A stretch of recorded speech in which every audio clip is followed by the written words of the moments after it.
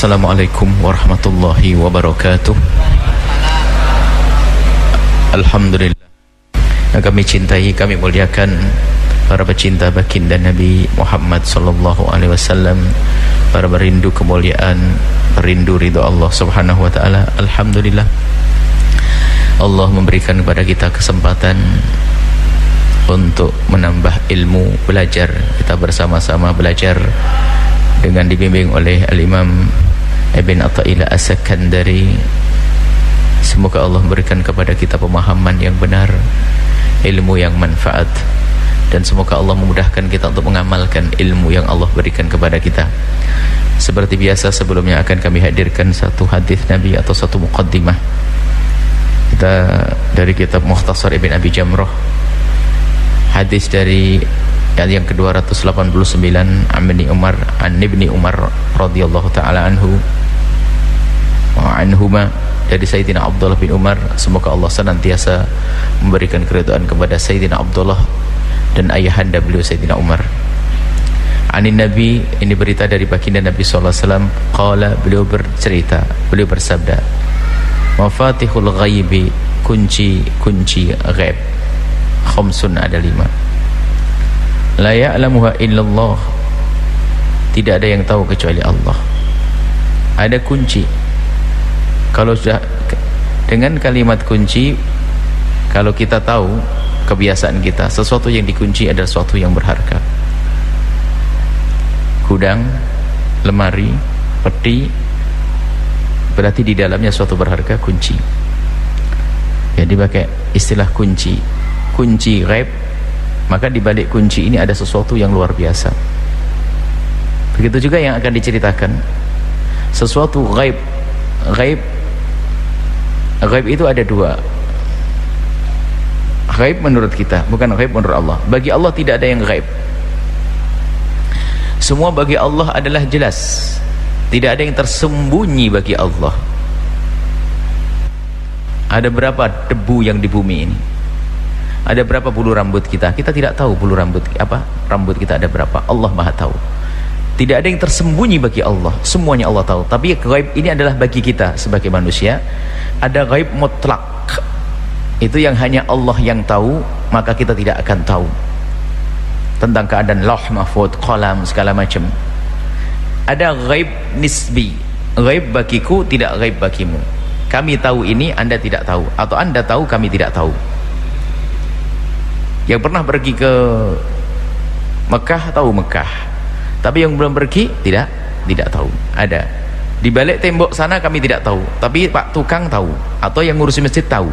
Karena ghaibnya nisbi. Ghaib bagiku, bagi kita, belum tentu ghaib bagi yang lain. Nah di sini nih, ghaib ini adalah ghaib yang hanya Allah yang tahu. Di antara ghaib itu ada yang diberitahu oleh Allah. Tidak ada yang tahu dari kita yang ghaib kecuali Allah beritahu. Baginda Nabi diberitahu oleh Allah, sehingga ada akhbar tentang ghaib, tentang berita ghaib, al-ghaibiyat, tentang neraka, tentang siksa kubur. Nabi diberitahu oleh Allah, maka menjadi tahu. Yang tahu sesungguhnya hanya Allah subhanahu wa ta'ala. Maka ada 5 hal yang hanya Allah yang tahu. Sampai hari ini pun hanya Allah yang tahu secara sesungguhnya. Apa itu? La ya'lamu ma yaghidul arham. Arham, kandungan. Mataqidul arhamu, yang dikandung oleh kandungan itu nggak ada yang tahu kecuali Allah. Bukan urusan laki perempuan, tidak bahas masalah laki perempuan. Sekarang mulai ada yang tahu kan, katanya bisa sudah berapa minggu sudah ketahuan USG laki perempuan. Juga ada yang salah, itu hanya dugaan-dugaan, tidak bisa memastikan. Bukan urusan itu, mungkin urusan yang macam-macam tentang kelengkapan jemarinya, semuanya hanya Allah yang tahu. Bahkan perjalanan hidupnya. Jadi yang ada di dalam rahim seorang wanita hanya Allah yang tahu. Kalaupun ada hamba yang tahu, diberi oleh Allah ilmu, hanya sedikit, tidak akan yang tahu secara sesungguhnya. Kemudian wala ya'lamu ma fi ghadin illallah, nggak ada yang tahu apa yang terjadi di esok hari. Kita hanya berangan-angan, berencana, menduga yang terjadi di esok hari. Alangkah banyaknya sesuatu yang kita duga di esok hari ada, tidak ada.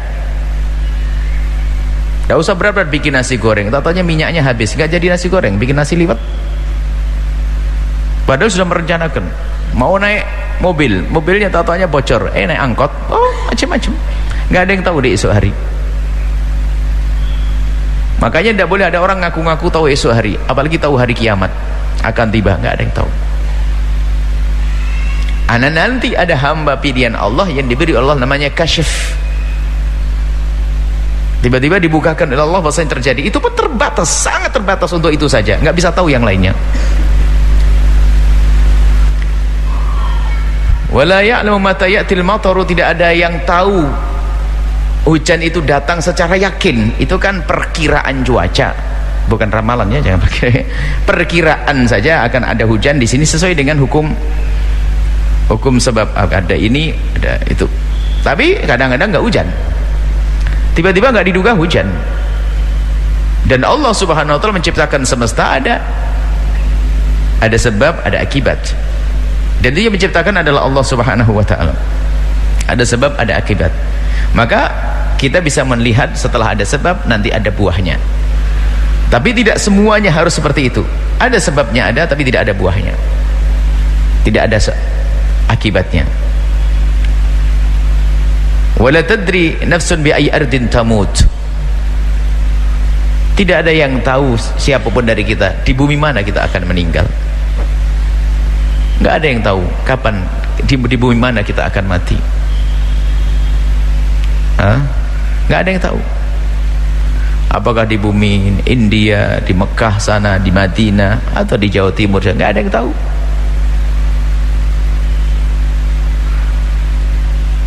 Ya itu. Jadi nggak ada yang tahu di mana kita mati. Wala ya'lamu mata taqumu sa'atu illallah, dan tidak ada yang tahu kapan datangnya hari kiamat kecuali Allah Subhanahu wa ta'ala. Maka tidak dibenarkan orang yang mengira-ngira atau ngitung-ngitung hari kiamat datang setelah 1500 tahun.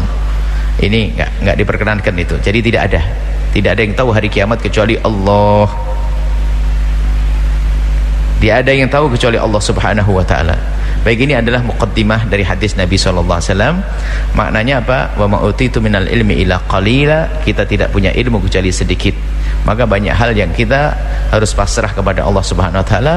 Ini tugas hati kita untuk meyakini berita-berita dari Allah yang tahu hanya Allah. Keadaan-keadaan, berita-berita ghaibiyat hanya Allah yang tahu. Kemudian dengan hadis ini disebutkan memang ini ada urusan dengan manusia. Banyak ghaib yang tidak kita ketahui, banyak, bukan hanya 5 saja. 5 ini disebutkan kata para ulama bahwasanya 5 ini disebutkan anak urusan dengan pribadimu sendiri, dirimu sendiri. Mulai dari kandungan sampai kamu mati, sampai kamu dibangkitkan, urusan pribadimu. Yang lain banyak yang kita tidak tahu. Yang lain tidak tahu kapan robohnya pohon itu, bisa saja nggak tahu kapan. Baik, langsung saja kita kepada hikmahnya Ibn Athaillah As-Sakandari. Kita sudah sampai kepada hikmah yang ke-60 berapa? 8. Bismillah. Qala Imam Ibn Athaillah As-Sakandari rahimahullahu ta'ala, nafa'ana Allahu bihi wa bi ulumihi wa bi ulumi masyaikhihi fi dharaini amin, ila anqal. Man ra'aitahu mujiban an kulli ma su'il wa mu'abbiran an kulli ma syahid wa dhakiran kullama alim fastadil bidzalika ala wujudi jahlihi. Man ra'aitahu, jika engkau melihat seseorang selalu menjawab semua pertanyaan yang disampaikan kepadanya, setiap ditanya pasti jawab, semuanya pasti bisa menjawab. Wa mu'abbiran an kulli ma syahid, kalau melihat sesuatu pasti dia punya komentar. Atau dzakiran, menyebutkan semua yang ia ketahui, maka ketahuilah dengan 3 sifat yang terkumpul kepada orang tersebut, istadil, jadikan itu hujjah, dalil, bidzalika, dengan 3 hal tersebut, ala wujudi jahli, adanya kebodohan pada orang tersebut. Kita itu punya ilmu sangat terbatas. Loh kok tahu semuanya? Ini sudah keluar dari batasnya pasti. Nggak mungkin semuanya menjawab. Lalu semuanya tahu? Nggak, tidak mungkin semuanya tahu. Jadi harus ada batasannya. Ini adalah batasan untuk kita agar kita tidak merasa tahu semuanya. Sehingga ada suatu ketika seseorang harus berkata, saya tidak tahu, biarpun itu di bagiannya. Mungkin seorang mebler, mungkin dia suatu ketika mentok dengan sebuah ukiran tertentu atau model tertentu, harus ada saat dia tidak tahu. Ini urusan-urusan yang terlihat oleh mata, apalagi urusan ilmu. Maka kalau seorang ustadz dijawab semuanya pasti menjawab, ini pasti masuk wilayah bohong pada suatu ketika nanti. Karena ilmunya juga terbatas. Dia bukan Tuhan Allah yang maha tahu semuanya. Akan tapi kenapa kok dia selalu menjawab? Karena kebodohan dia pasti menjawab. Kalau ditanya pasti menjawab. Kalau ditanya pasti menjawab. Imam Malik rahimahullah ta'ala, Imam Malik rahimahullah ta'ala suatu ketika ditanya tentang 40 pertanyaan, dia menjawab tidak semuanya, hanya 33 atau berapa dijawab, sisanya tidak dijawab. Atau sebaliknya 7 yang dijawab, selebihnya tidak dijawab. Lalu orang yang bertanya itu berkata, ya Imam, saya datang dari jauh untuk membawa jawaban darimu, tapi ternyata dari semua pertanyaan yang aku ajukan tidak semuanya engkau jawab. Bagaimana aku pulang nanti kepada mereka? Beri jawaban kepada mereka kalau Imam Malik tidak menjawab semuanya. Itu jawaban untuk mereka. Pendidikan. Sampaikan kepada mereka kalau Malik tidak menjawab semuanya. Ini kita punya kebiasaan ini sehingga semuanya itu harus ada batasannya. Sehingga di dalam disiplin ilmu itu kan ada ijazah, ada keahlian. Kalau urusan medis itu yang pandai ngomong seharusnya adalah para dokter. Itu pun ada batasnya.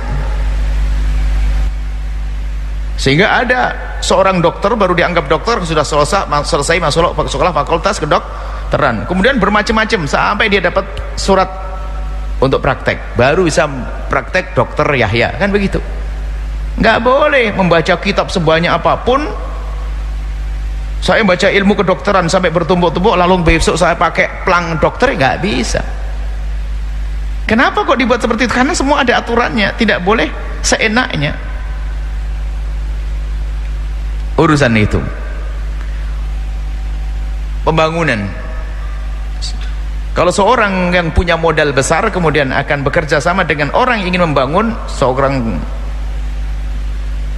kontraktor atau apa, pasti akan lebih percaya kalau dia adalah seorang insinyur, kan begitu, yang bangun dan sebagainya, karena dia tahu tentang pembangunannya, cara membangun dan sebagainya.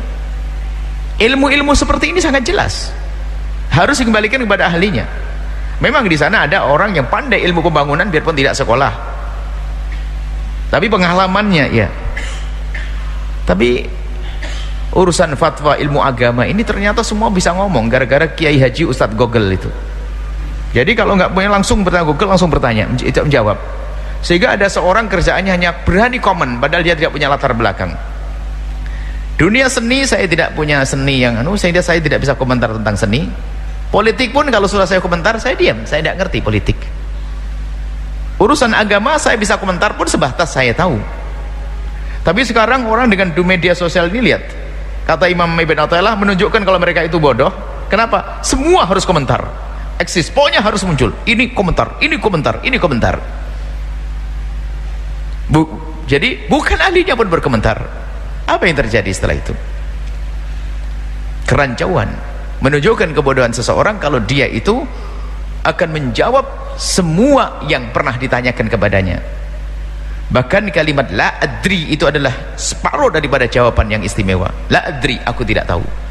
Dan orang besar kalau sudah berani berkata la adri, aku tidak tahu. Dalam dunia fatwa itu demikian. Dalam dunia fatwa, kalau sudah orang berani berkata la adri, itu hebat. Dan memang dia tidak tahu. Kalau dia tahu, wajib dia memberitahu. Kalau tidak tahu, jangan berkata. Nah ini Maka kata Ibn Athaillah Sakandari, ini pendidikan bagi kita semua di dalam disiplin apapun. Jangan sok tahu deh. Cuman sekarang gayanya orang sok tahu. Di gardu perempatan diskusi tentang politik, kayak pakar politik semuanya. Besok bicara halal haram nih. Wah, sambil main halal haram, ajib semuanya. Jadi mufti semuanya. Besok jadi insinyur semuanya. Enggak, ini di media sosial pun demikian. Subhanallah.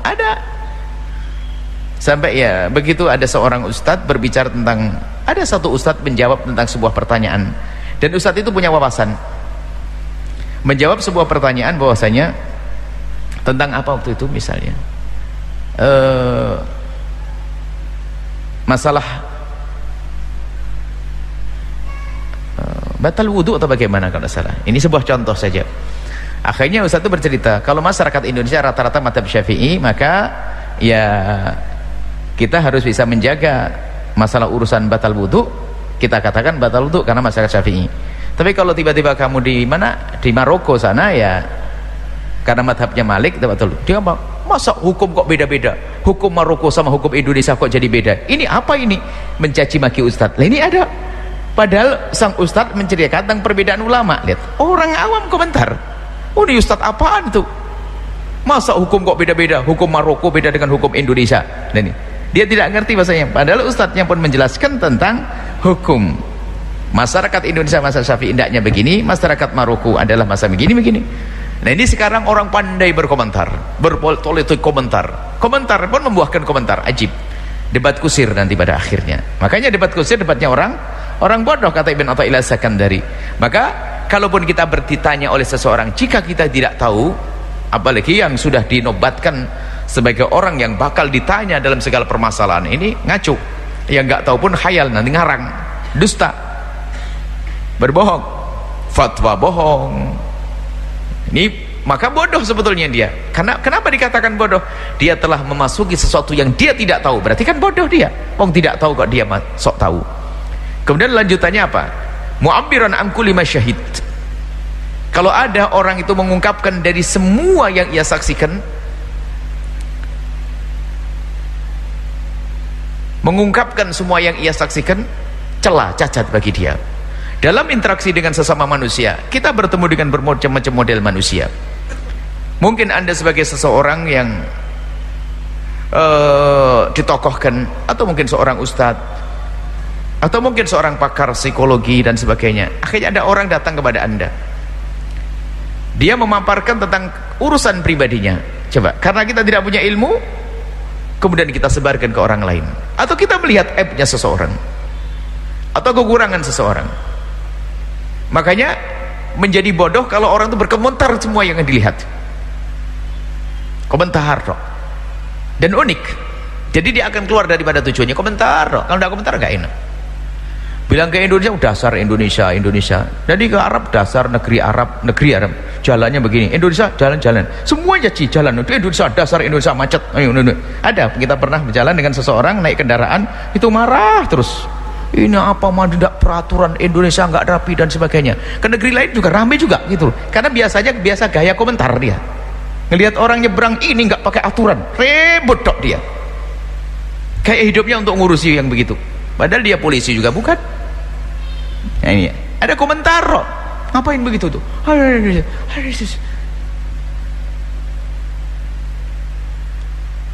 Baik. Jadi ada orang kerjaannya hanya komentar. Orang bijak akan berkomentar pada waktunya. Kalau memang dibutuhkan dia akan komentar, dan ada manfaatnya dan ada tujuannya. Ada tujuannya. Jadi tidak semua yang kita saksikan harus kita komentari. Harus kita punya ungkapan tentang hal tersebut. Kita harus bisa pilah dan pilih. Itulah orang cerdas. Lanjutannya, wadzakiran kullama alim. Kita tidak boleh menyebut semua yang kita ketahui. Hanya orang bodoh yang menyebut semua yang kita ketahui. Yang kita ketahui dari diri kita dan yang kita ketahui dari orang lain. Maka di situ ada rahasia yang harus kita sembunyikan. Ya enggak? Coba kalau orang bercerita tentang semua yang terjadi pada dirinya, bodohlah dia. Atau saudaranya atau keluarganya. Maka di situ ada rambu-rambu syariat. Man tatabba aurata akhi tatabba Allah auratah. Maka Rasulullah melarang, bahasanya jangan kau mencari-cari ke aibnya orang lain. Yang tahu aibnya orang lain pun kita harus bisa menutupnya. kita tidak akan mengucapkan, menyebut semua yang kita ketahui. Maka kalau kita menyebut semua yang kita ketahui, maka jadi bodoh kita. Ada, kita terlanjur tahu aibnya seseorang, beban bagi kita. Kita berdoa, kita tutup dia. Maka alangkah bodohnya orang yang jika melihat sesuatu langsung disebut. Kadang sesuatu itu ada pada dirinya sendiri. Bahkan ada yang larang disebut, dilarang untuk disebutkan padahal kita tahu. Bahkan ada yang haram untuk kita sebutkan biarpun kita tahu. Maka betul, kalau orang itu ngomongnya itu nggak pakai kontrol, tidak pakai seleksi, ya itulah orang bodoh. Cerdas tidak jaminan orang itu selamat. Kadang terburu-buru, cerdas pandai berkomentar. Cerdas, jadi bikin komentar, dia bisa pleset nanti, semua itu. Zaman media sosial, waduh, semuanya kalau ada permasalahan berlomba-lomba ingin komentar. Permasalahan apa? Politik, mulai dari penjual sayur, penjual daging, penjual ini sampai ustadznya berlomba-lomba untuk komentar. Sehingga kalau sudah begini nggak bisa dipilah, dia sendiri nggak bisa memilah mana yang penting dan yang tidak penting. Nggak ngerti prioritas. Kalau sudah begitu maka menjadilah dia bodoh. Baik, kita akan arahkan kepada urusan pribadi dulu. Jadi di dalam diri kita sendiri itu pun tidak semuanya harus kita ceritakan kepada orang lain. Biarpun orang yang sangat kita cintai, biarpun orang yang sangat kita percaya, sebab itu ada urusan pribadi kita dengan Allah Subhanahu wa taala. Itu ada kebaikan dan ada kejelekan. Kebaikan misalnya kita bisa berbuat baik di malam hari sholat tahajud, atau kita bisa berderma. Apakah harus kita ceritakan kepada orang lain? Belum tentu.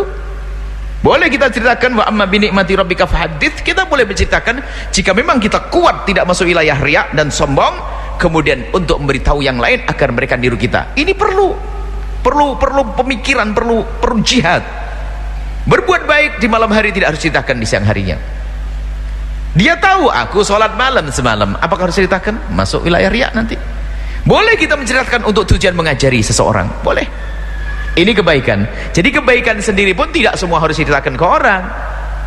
Apalagi kejelekan. Kejelekan diceritakan ke orang, maka bodohlah dia. Sehingga kata Nabi, kullu ummati mu'afa, umatku ini aman-aman saja, diampuni oleh Allah, selamat illal mujahirun, kecuali mereka yang terang-terangan dalam maksiat. Duh, siapa mujahirun dan beriwayat berzina? Ada orang berzina di tengah malam, di kegelapan malam, gak ada yang tahu, esok harinya dia cerita ke orang, bodohlah dia. Dirinya, apalagi orang lain, dirinya sendiri gak boleh dia bercerita urusan dosanya kepada Allah. Cukup mengadu kepada Allah, menangis, selesai. Bahkan mungkin sudah ditutup oleh Allah, dia membongkar, bodohlah dia. Allah itu sitir, maha menutup. Kenapa kita buka aib kita?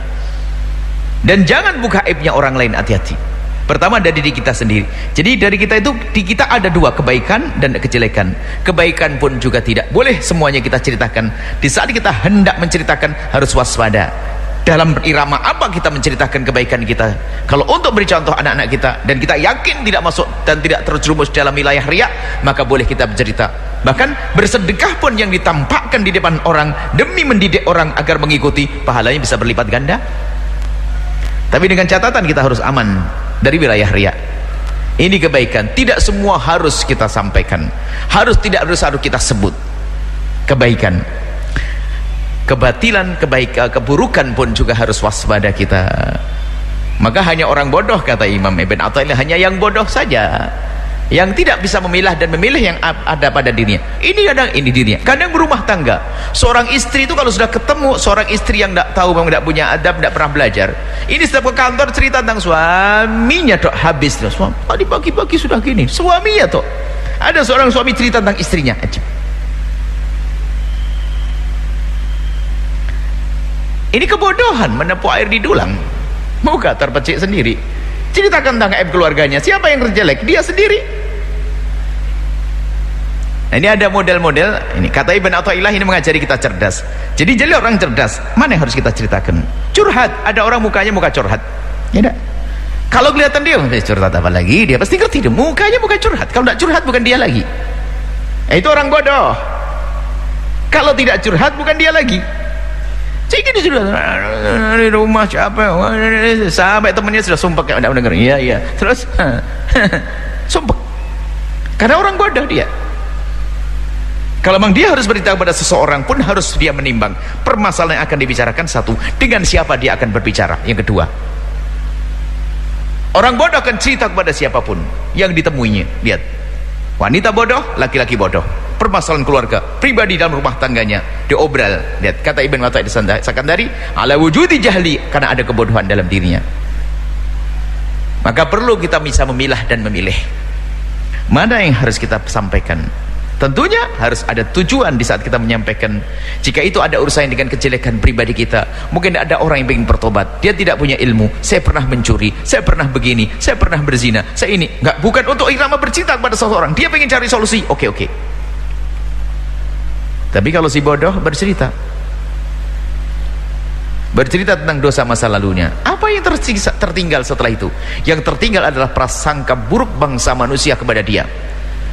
Biarpun dia sudah tobat, sudah baik. Lihat, manusia kan hanya bisa, manusia itu mudah melihat aibnya orang, susah melihat aibnya dirinya sendiri.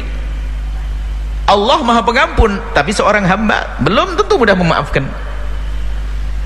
Allah Maha Pengampun, sebesar apapun dosa seorang hamba, kalau menghadap kepada Allah selesai. At-taibu minadz dzambi kama la dzambalah. Nabi bersabda seperti itu, benar, seperti dia dosa, nggak dianggap lagi. Mati di alam barzah gak disiksa, di padang mahsyar selamat, masuk surga. Coba kalau kita, kalau orang punya kejelekan, ya gitu, saya maafin, tapi masih ada. Ya maafin, tapi ya sudahlah, jangan di sini deh, gitu. Kita masih marah. Mungkin seorang itu pemabuk atau bezina. Lihat, kita melihat seorang bezina, mungkin kita maafkan, bahasa menutup aib. Akan tapi bisakah kita memuliakan dia, menghargai dia? Berat karena zina. Naudzubillah. Itu manusia. Maka dari itu ada orang cerdas adalah tidak akan menceritakan semua yang terjadi kepada dirinya. Dia harus bisa memilah dan memilih. Dan kecerdasan dibangun dengan ilmu. Makanya yang nggak pernah ngaji bisa salah, aibnya diceritakan kepada orang. Pernah yang kami ceritakan seorang wanita yang bodoh, super bodoh dia. Dalam berumah tangga dia baik-baik. Ada kejadian yang sesungguhnya, dan semoga hari ini pun sudah beres urusannya, saya tidak tahu. Ada seorang wanita, ini sebuah contoh, seorang wanita menikah dengan seorang laki-laki. Laki-laki itu baik betul, dan suasana indah 6 bulan atau hampir 8 bulan, hampir 1 tahun. Suasana kebahagiaan luar biasa. Istrinya penuh dengan pengabdian, sang suami pun sangat menghargai dan menyayanginya. Rupanya sang istri ini karena jarang ngaji, karena baiknya sang suami tersanjung, dia nggak mampu dengan sanjungan tersebut, sehingga tiba-tiba dia menangis di pangkuan sang suami dan berkata, "Abang, aku merasa berdosa selama ini dengan abang." "Kenapa, Dek?" "Abang teramat baik kepadaku." Sang suami pun berkata, "Kamu juga baik kok, kamu anak orang yang soleha, rajin sholat malam dan sebagainya." "Enggak bang, aku merasa berdosa, ada yang ganjil dalam hati saya." "Memang kenapa?" "Tapi abang bisa nerima saya kan?" "Lah, kan kamu istriku, apa sih bukan nerima saya?" "Iya bang, bener bang, saya merasa bersalah, ada unek-unek kalau ini kayak masih ganjil terus di hati saya." Suaminya berkata, "Ada apa? Kamu baik, kamu soleha, enggak ada masalah." Masih nangis, dan saya tetap belum puas, bayang hati saya tetap ganjil. Akhirnya sang suami berkata, "Bang, ada apa sih, Dek?" Tahu-tahu cerita, "Bang, abang teramat baik dengan saya, Masya Allah. Saya merasa berdosa kalau saya tidak sampaikan kepada abang. Saya merasa berkhianat terus." "Apa sih, Dek?" Cerita, "Dulu waktu saya SMA kelas 2, saya punya kawan dekat, seorang pacar. Hingga akhirnya, kenapa? Saya melakukan sesuatu yang tidak pantas, masuk dalam zina." Mendengar berita seperti sambil petir seorang suami. Menangis sang suami dan dipeluk itu sang istri, karena dia sangat mencintai sang istri. Dipeluk sang istri dan pelukan dengan tangis. Setelah dipeluk seperti itu, dilepas, sang suami berkata, "Sampai di sini saja kisah kita." Nggak kuat dia. Bukan suami yang salah, karena bodohnya seorang perempuan yang tidak pernah ngaji. Mestinya tidak perlu bercerita kepada suaminya. Kenapa dia bercerita? Karena bodoh. Makanya cerita ini sering kami hadirkan. Semua yang punya masa lalu yang buruk jangan ceritakan kepada siapapun dari bangsa manusia. Manusia hanya bisa menilai dengan jelek kalau belum tertata hatinya.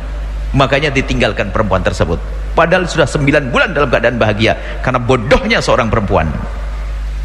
Ya ini tadi kata Imam Ibn Athaillah, semua disebutkan, nggak bisa memilah dan memilih, nggak pernah mengaji, nggak pernah belajar.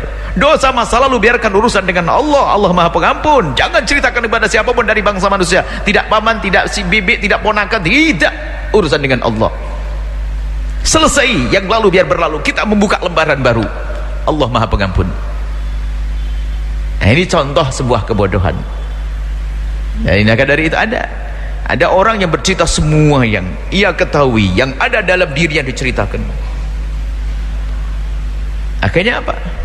Orang yang dikirakan yang pun memandang negatif kepada dia, tidak bisa memandang baik kepada orang tersebut. Ini sebuah contoh saja. Artinya, wahai para hamba-hamba Allah, pandai-pandailah kita memilah dan memilih. Kalau kita ingin bercerita urusan pribadi, iya, urusan keluarga. Kadang gelas pecah di rumah kedengaran satu kampung. Ada seorang istri kalau cerita tentang suaminya habis mulai awal sampai akhir, mulai dari di kantor pagi sampai sore suaminya dok. Suami saya pagi-pagi sudah mari kopi. Siang belum ini. Itu nanti sudah ngomong, sudah mau pulang itu. Dasar perempuan kotor nih, mau pulang. Ini sampai di rumah ketemu lagi. Ajib perempuan begitu. Ada laki-laki juga begitu. Naudzubillah. Ngapain diceritakan ke orang lain? Bukankah dia sendiri yang rendah sebetulnya?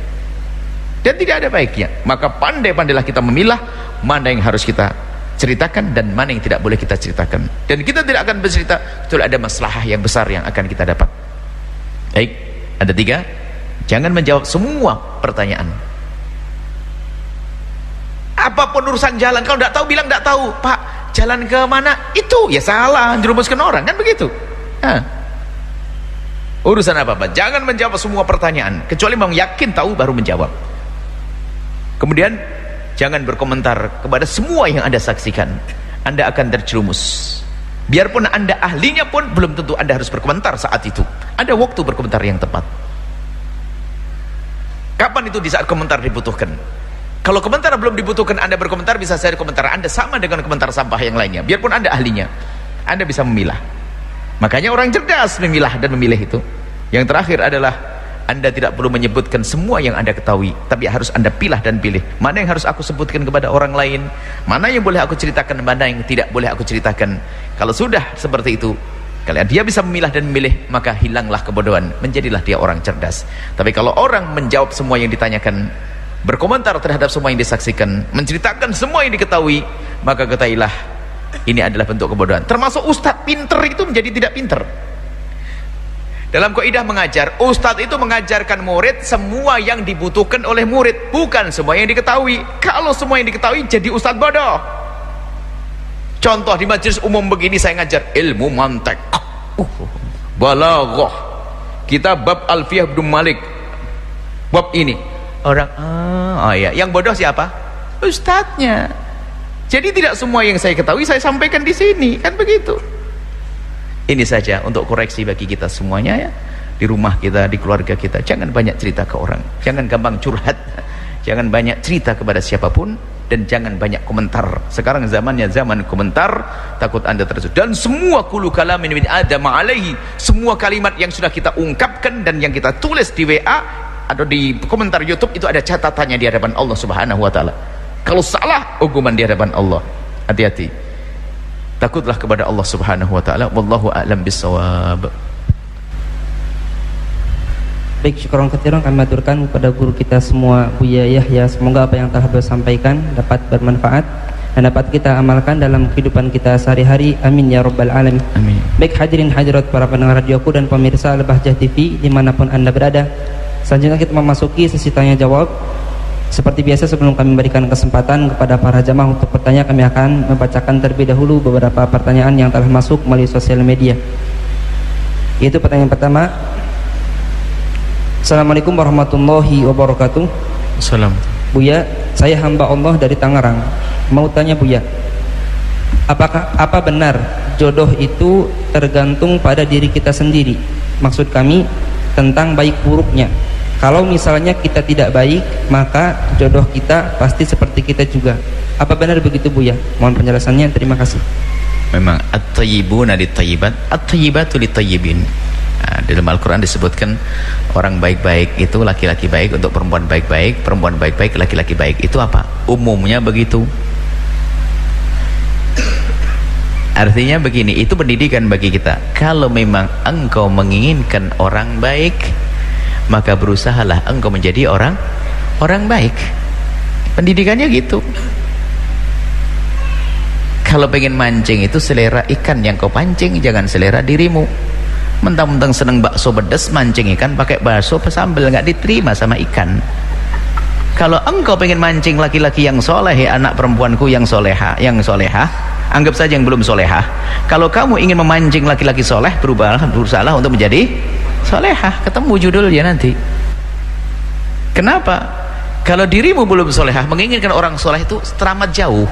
Karena dia pun juga yang soleh menginginkan yang soleh. Di saat dirimu tidak solehah, jauh. Biarpun ada orang yang menikah, yang satu solehah, yang satu tidak soleh, mungkin. Akan tapi umumnya begitu. Ini pendidikan bagi siapapun yang ingin mencari pasangan, itu harus paham makna at-tayyibuna lit-tayyibat. Kalau laki-laki baik itu untuk perempuan yang baik, maka ketahuilah laki-laki baik untuk perempuan yang baik. Maka wahai perempuan, berusaha engkau menjadi baik agar dapat laki-laki baik. Ada ayatnya, at-tayyibatu lit-tayyibin. Perempuan baik untuk laki-laki baik. Jika engkau menghendaki perempuan baik itu, benah diri dulu dong. Benah diri baru boleh mendapatkan dia. Ngelamar baru dianggap. Mengelamar kamu belum benah diri, siapa kamu? Kan gitu. Nah, ya. Oh, mertuamu yang nggak mau. Nah, benah diri, oke, baru nanti ketemu. Biarpun pada kenyataannya nanti ada pernikahan ternyata baik tidak ketemu baik. Nah, nanti ada contoh baik dengan baik baginda Nabi SAW dengan Sayyidat Aisyah, Sayyidah Khadijah. Oke. Ada Nabi Lut, Nabi Nuh, suami baik, istri tidak baik. Itu contoh. Artinya apa? Jika engkau menjadi suami kok ternyata punya istri tidak baik, tidak boleh berubah menjadi tidak baik karena istri tidak baik. Tetap bertahan dengan kebaikan seorang suami. Sama, tiba-tiba ada seorang wanita di bawah naungan ketidakbaikan Firaun, istrinya seorang solehah. Ayo, istri Firaun seorang yang solehah. Artinya mungkin sekali seorang wanita yang baik di bawah naungan seorang laki-laki tidak baik. Contoh untuk kita jadikan contoh bukan sekedar kita baca. Artinya apa?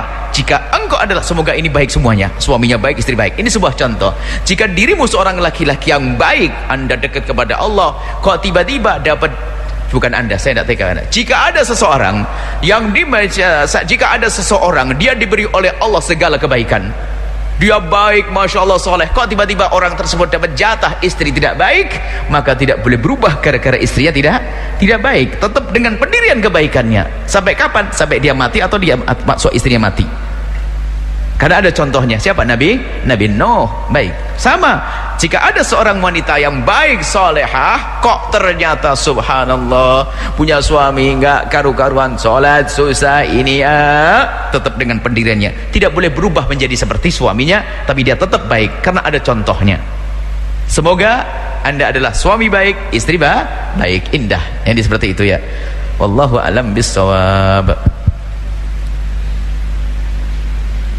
Kemudian pertanyaan selanjutnya datangnya dari Basori dari Jombang. Assalamualaikum warahmatullahi wabarakatuh. Assalamualaikum. Semoga Buya dalam rahmat dan hidayah Allah, amin ya rabbal alamin. Amin.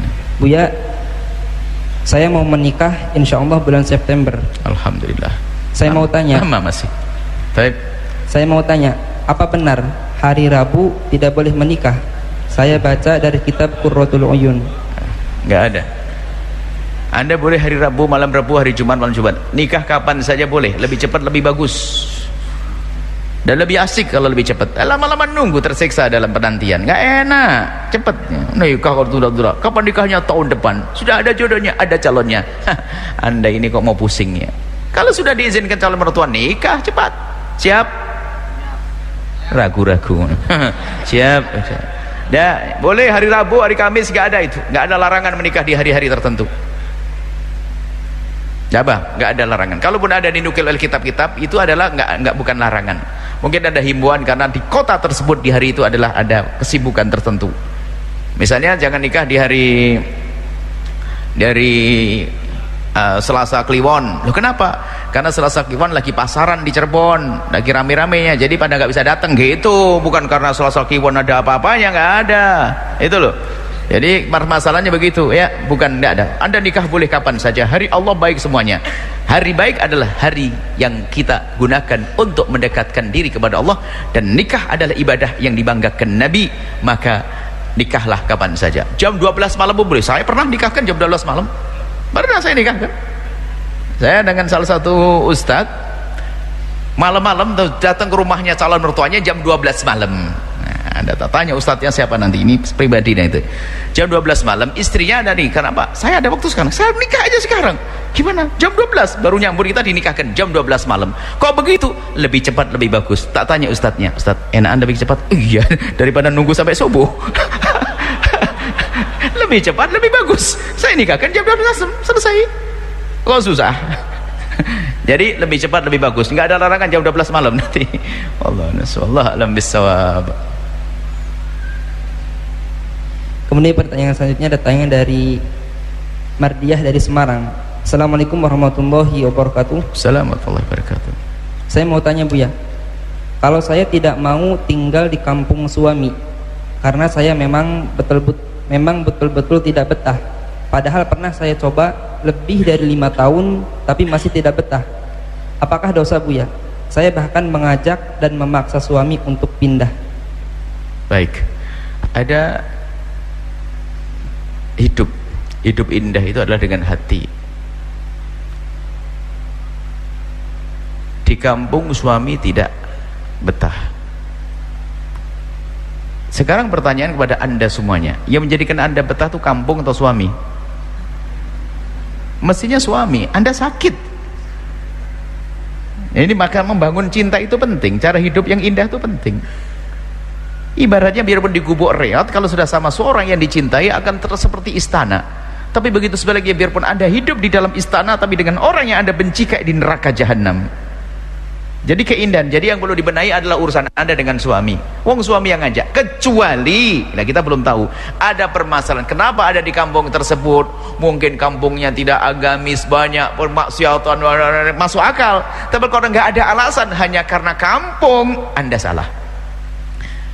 Mana cintamu kepada suamimu, hei yang bertanya? Mana hatimu dengan suamimu? Hah? Mana pengorbanan untuk suamimu? Ini permasalahan ini. Kalau sudah hati ketemu tuh dibawa kemana saja. Jangan salah, jangan mau sama kisah sinetron haram karena demi cinta meninggalkan orang tua. Kan itu hidup gelandangan katanya bahagia. Itu kan filmnya dipotong. Kalau dilanjutkan sengsara itu durhaka sama orang tua. Anda diridhoi orang tua sama suami kok nggak kerasan, ada apa dengan hatimu wahai penanya? Suamimu, wah dimarahi dia, bingung. Saya tanya dimarah-marahi. Memang saya sedih kalau ada orang-orang seperti itu. Kebahagiaan itu mudah dicari. Kalau memang engkau mencintai suamimu, akan senang dibawa kemanapun. Kalau engkau mencintai istrimu, akan nyaman dengan istrimu. Kata Imam Syafi'i, bukan walesa hubbun nisa'i jahda. Mencintai seorang wanita itu bukan malapetaka kok. Walakin kurbu man la tuhibbu jahdul balai. Akan tapi dekat dengan orang yang kamu tidak cinta itu malapetaka dan bencana. Biarpun makanan enak semuanya, masya Allah, di sampingnya orang yang enak jadinya. Tapi subhanallah, kalau dengan orang yang dicintai, biarpun tidur beralaskan tikar, ada rasa indah, masya Allah. Jadi keindahan di dalam hati, buatlah keindahan.